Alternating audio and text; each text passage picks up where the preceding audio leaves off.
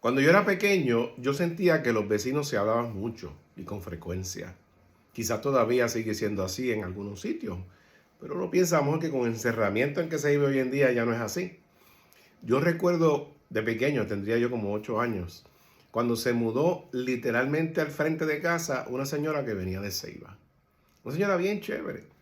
Al segundo día de ella mudarse allí a la calle, se apareció en casa y dijo, aquí traigo unas barriguitas de vieja.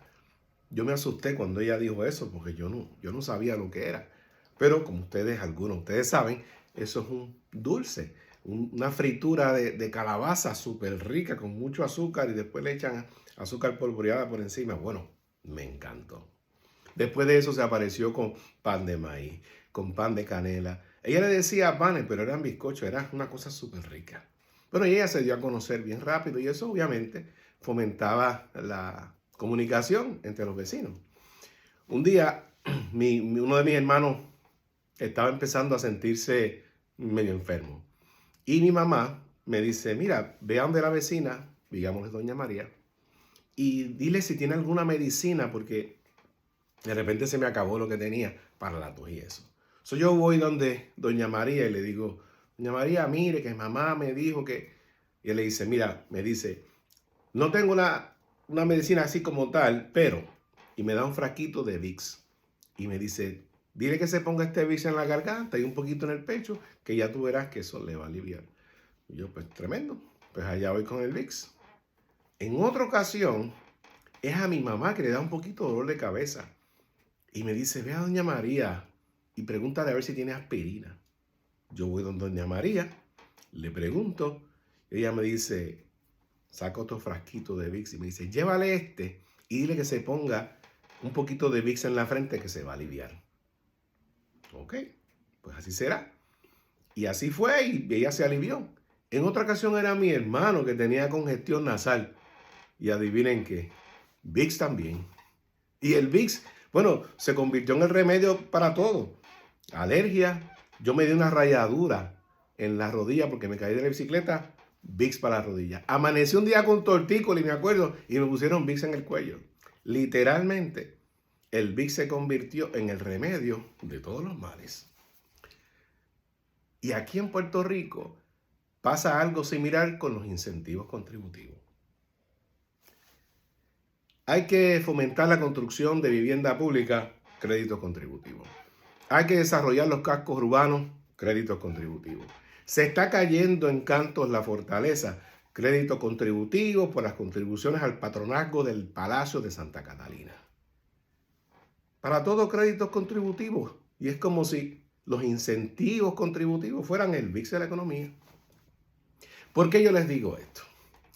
Porque estamos cerca de junio 30 y esa es la fecha en que se aprobaría cualquier proyecto de ley que esté pendiente en esta sesión legislativa.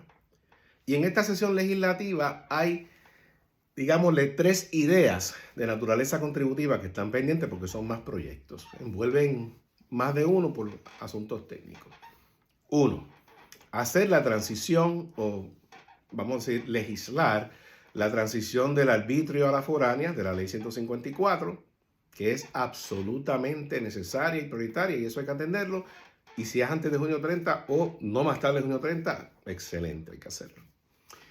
La segunda idea, donde hay 2 proyectos, uno de la Cámara y uno del Senado, son bastante diferentes, pero son con la idea de que a los puertorriqueños alegadamente se les dé el mismo trato contributivo que se les da a aquellos beneficiarios de la Ley 22. Eso lo voy a comentar más adelante en otra sesión. Entonces hay un tercer proyecto, o tercera idea, pero esto es un solo proyecto, que dice que es para crear un marco jurídico para facilitar el trabajo remoto. Y de ese es el que yo quiero hablar en este momento. El trabajo remoto llegó para quedarse. Antes de que existiera la pandemia, ya se trabajaba remoto. De hecho, yo hacía los trabajos remotos, compañeros míos hacían trabajos remotos, e inclusive empleados en la firma que yo trabajaba, facilitábamos que se trabajara remoto una que otra vez o según surgieran las necesidades, ¿no? Pero ahora en la pandemia, para muchos trabajos es la manera primaria de trabajar. Ahora el que vive en Bayamón no tiene que coger el tapón para trabajar en San Juan, si puede trabajar remoto. El que vive en Mayagüez no se tiene que mudar si trabaja en San Juan, si puede trabajar remoto. Pero entonces se da la ocasión de que, ¿qué pasa y uno lo ve fomentado hasta anuncios? Digan, gente de allá, de los lares, de los Estados Unidos, vengan a trabajar a Puerto Rico. Me acuerdo, hay anuncios por ahí, en el sol cálido del trópico, porque hay la tecnología para hacer eso. Pero hay por lo menos un problema, y un problema grande.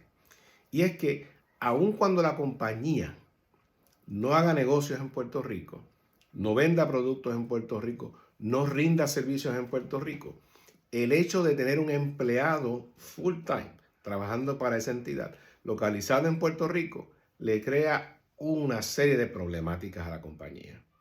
Le puede crear la situación de que se entienda que está haciendo negocios en Puerto Rico y por esa razón tener que rendir un montón de informes, reportes, planillas, etcétera, etcétera, etcétera. Aparte de que están los asuntos laborales y otros patronales que hay que atender también. Eso realmente se pone tan problemático que en muchas ocasiones resulta un disuasivo. Y el patrón dice, mira, yo lo haría, no tengo problema en que tú trabajes de Puerto Rico, pero yo no me voy a meter en ese revolú, como se le dice, de planillas y de declaraciones ahí en Puerto Rico para facilitarte el trabajo a ti. Y los empleados, yo he tenido que intervenir en varios casos de eso, desde la perspectiva del patrono y desde la perspectiva del empleado. Y al empleado no le molesta cumplir con las leyes aquí. El asunto es todo ese andamiaje innecesario realmente de parte del patrón.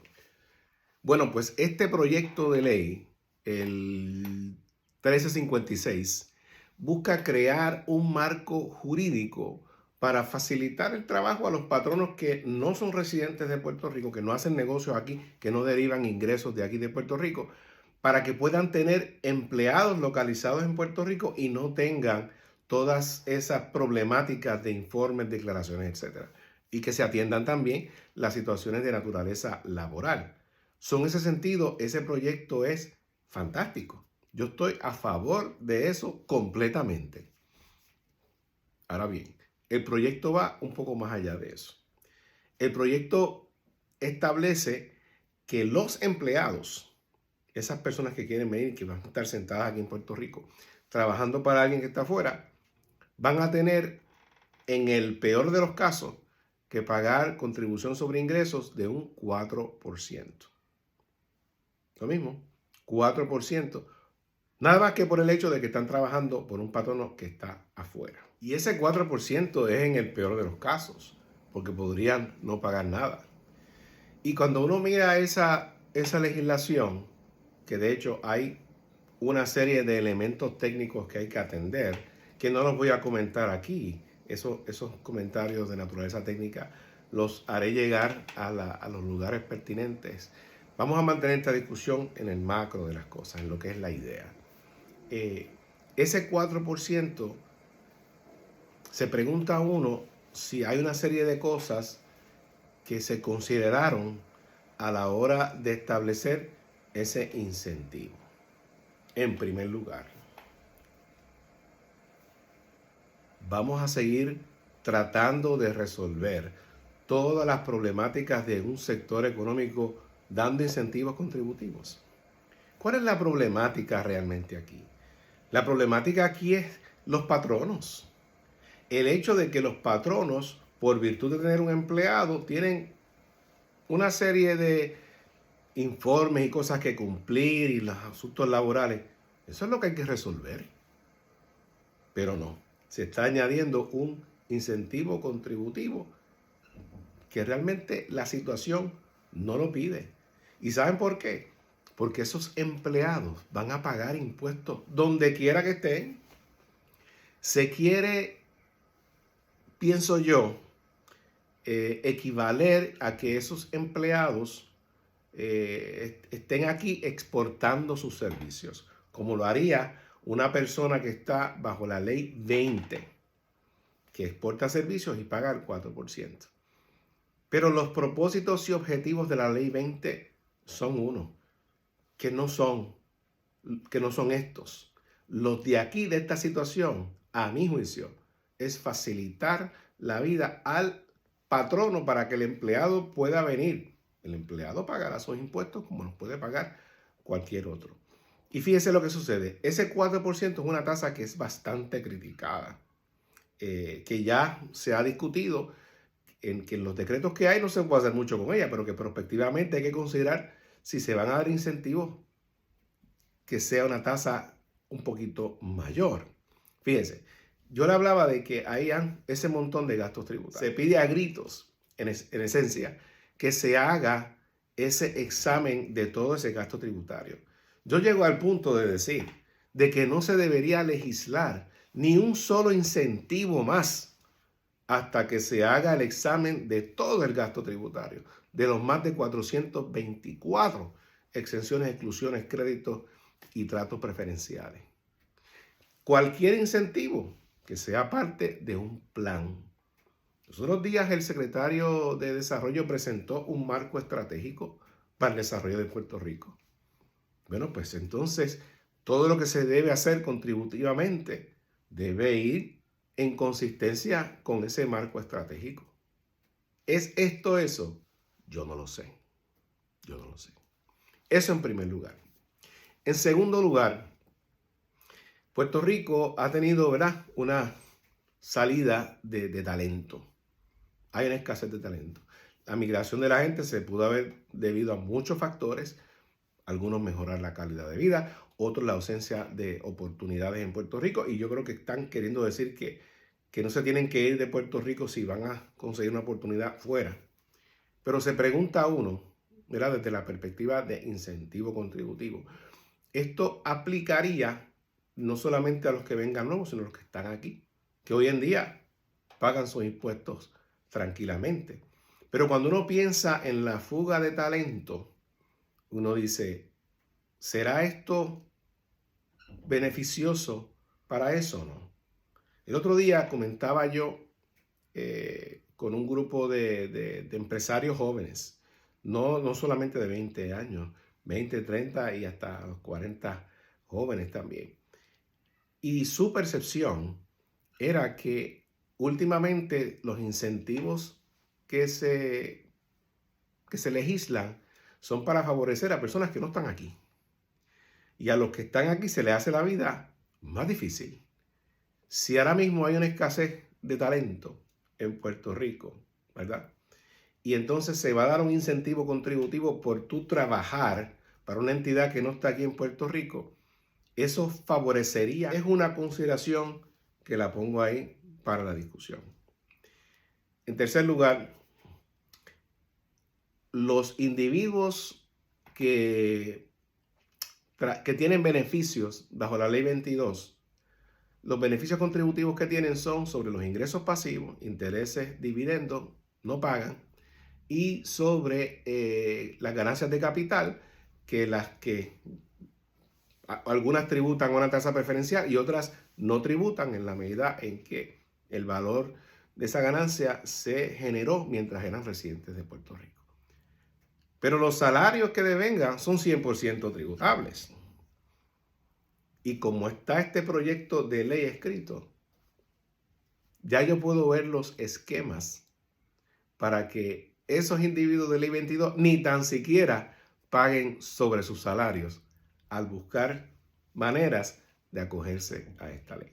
Desde hace ya más de un año, cuando se trajo por primera vez a la discusión aquella cosa de que se estaba trabajando con un impuesto global mínimo en el mundo, y con Puerto Rico tenía incentivos que había que trabajar en Puerto Rico para que Puerto Rico fuera una jurisdicción atractiva para personas que quieran venir aquí a hacer negocios más allá de los incentivos contributivos. Y a mí me resulta absolutamente necesario que sea así, que se trabaje con la agilización de procesos, que se trabaje con el mejoramiento de la infraestructura, que se trabaje con reducir los costos de energía. que se mejore la calidad de vivir en Puerto Rico y que ese sea el conjunto de todas esas cosas, el atractivo principal de venir a Puerto Rico a vivir o hacer negocios. Este incentivo contributivo que se está trayendo a esta legislación de crear un marco jurídico para facilitar el trabajo remoto, a mi juicio, muy personalmente, es completamente innecesario, porque ese no es el problema. El problema no es incentivar a que los empleados vengan. Los empleados quieren venir. El problema es en el patrono. Toda esta problemática que se crea por tener un empleado en Puerto Rico. Vamos a atender eso. Eso se tiene que atender. Ahora bien, si se quiere facilitar el cumplimiento de estos empleados, yo podría aceptar que se trate a esos empleados como contratistas independientes y que entonces tributen aquí en Puerto Rico como tributan los contratistas independientes en Puerto Rico. Hay una opción de pagar por una tasa fija sobre el ingreso bruto y la tasa varía de acuerdo al monto del ingreso bruto. Eso es una manera progresiva de atender esto. Crear otra capa de contribuyentes, añadir más inequidad al sistema contributivo, tener dos personas que están haciendo lo mismo, uno para un patrono local, uno para un patrono que no está en Puerto Rico y uno con una situación contributiva totalmente distinta y favorable de este. A mi juicio personal, no lo encuentro que sea una buena política pública. Y esa sería, es mi opinión. Tenemos varios proyectos todavía pendientes que mirar y trabajar y los voy a contestar, a comentar aquí en este espacio para ustedes. Porque de todo este proceso es posible que haya cosas que quizás usted no sabía. Manténgase en sintonía. Hasta la próxima.